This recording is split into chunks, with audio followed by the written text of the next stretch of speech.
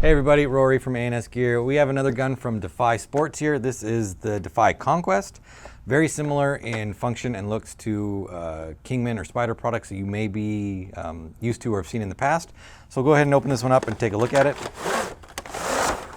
Pull it out of our box here, you can see that they're going to give you a barrel plug, some O-rings, and the Allen keys necessary to work on the gun. Not a full set of keys, just what you might need to do maintenance to this particular gun. It does come with your manual. It is on disc, so you will need to use your computer to check that out. I'll go ahead and pop the gun out here. Just a basic, this is a 12-inch barrel here. Go ahead and unthread it real quick. And it is Cocker threaded, so that's a nice thing to have it not be Spider threaded or something like that. Cocker barrels, super popular. You can find them almost anywhere. Up top here, you do have a locking feed neck. It is not a clamping feed neck, so there is no clamp on the outside. It does clamp down on the feed neck itself, so if you read any information about it and it says clamping feed neck, well, I think that might be a little misleading, but it does clamp down. There's just no lever on it to articulate it by hand. You would have to get in there with an Allen key and squeeze down the feed neck with the screw that's in there. If you want to switch it out, it looks like they've used the older Spider style with the two set screws to hold the feed neck in place. It is not threaded in, so you pull these two screws out, feed neck comes out completely, put a new feed neck in, put the screws in, so you could find one that is a clamp style and you can use the lever on it. These right here are these are your detent covers. These are not eye covers. This gun is not electric. It does not have firing modes.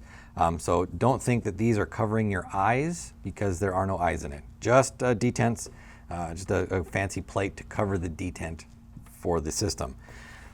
We move over to the bolt right here. Go ahead and lift it up. Pull your bolt out. It does come with an all Delrin bolt, which is nice and lightweight. Don't need to grease it up. Don't need to oil it or anything like that. There's no O-rings on it to maintain. So that's a plus feature for that gun there. Body is aluminum construction. The frame is composite right here. You have the safety on the side.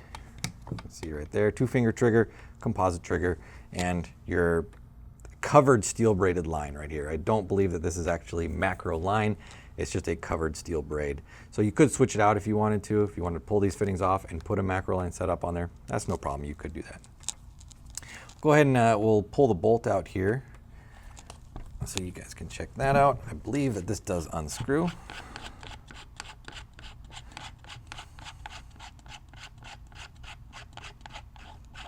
Quite a lot of threading on there.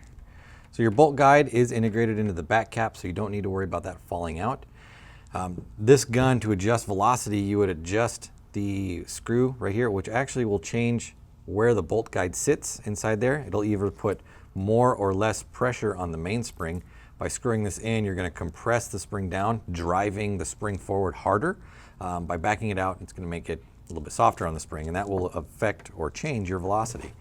Now, if I pull out the rest here, you can see that we've got our striker, our buffer, and that's it inside there. So when this is set up inside your gun, it should look like this, and like this. I see a lot of guns that come in this style of gun where people have taken this bumper and they stick it in front of the hammer or the striker like that. While the gun will seal up and it will cycle sometimes, it will not shoot. It won't shoot at velocity. You'll have all sorts of problems with it.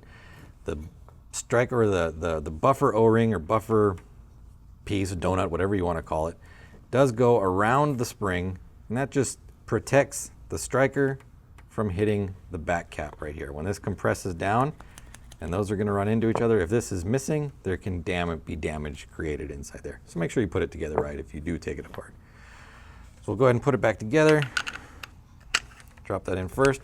When you do put these guns together, because the sear does stick up and try to catch on the bottom of the striker, you do need to push forward and pull the trigger. Make sure the safety's off. That's going to let us get the striker past the sear that is sticking up. At that point, we can go ahead and lock everything together. Get my pick and see if this actually clears. Right there. So at this point, right there, we can put it all together. The striker still is sitting in the rear position, in the cocked position. So if we were to try to put it together like this, we could do it, but we would have to compress the spring down by hand and twist it together. If we took the striker and pushed it forward even further with pulling the trigger, it would be a little bit easier to screw this in, but it doesn't really matter each way. It's all going to work the same. Before you go ahead and put your spring in though, I would recommend attaching the bolt to the striker. That will keep the striker from rotating when you're trying to put everything together. If the striker rotates around and the hole that the pin needs to go through is not in the right spot, it can make it more difficult to lock the bolt in place while the striker is under tension with the mainspring. So slide it in, lock your bolt down, and then you could actually bring it forward even further if you want to. Make sure your buffer pad's in place, put your spring in, and then go ahead and screw your back cap in. And you are ready to go. So this has been the Conquest from Defy Sports. It's available through the website. Order yours now through ansgear.com.